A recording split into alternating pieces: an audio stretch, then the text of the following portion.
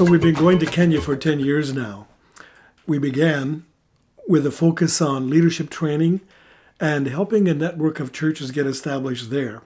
They're poor. They're poor churches in the slums of Nairobi, the capital, but also in smaller centers as well as in rural areas.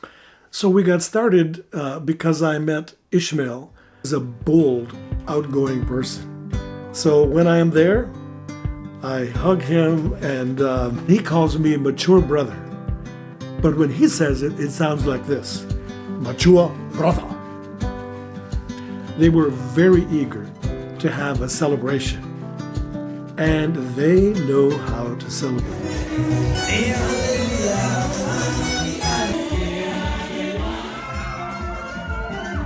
They had a 10-year celebration cake, beautifully decorated. It was a very special day.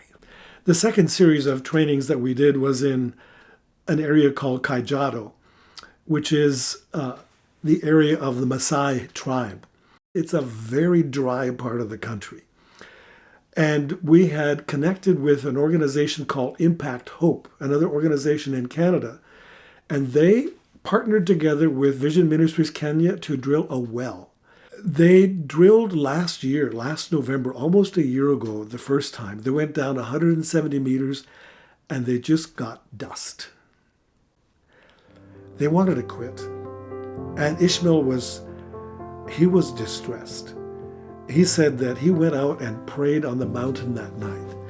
He said, God, you can't let us down. The next morning, Saturday morning, he sent me a video clip at about 10:15 in the morning.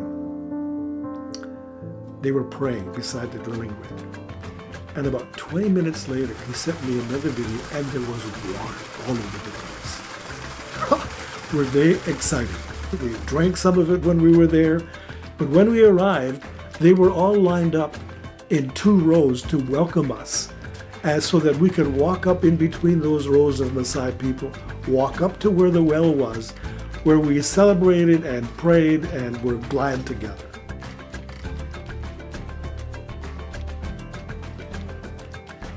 I mentioned earlier about Impact Hope. They used to be called Missionary Ventures Canada.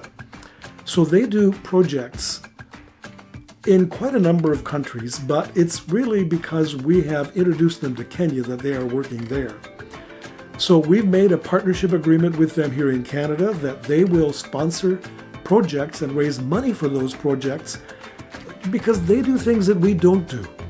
We provide leadership training. We have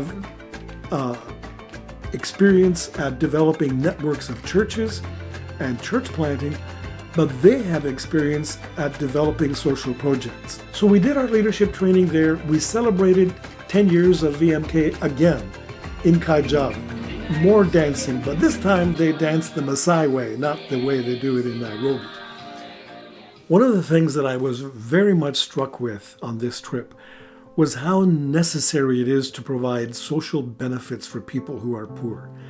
They need help. It's one thing to do leadership training, but what people are aching for is practical help.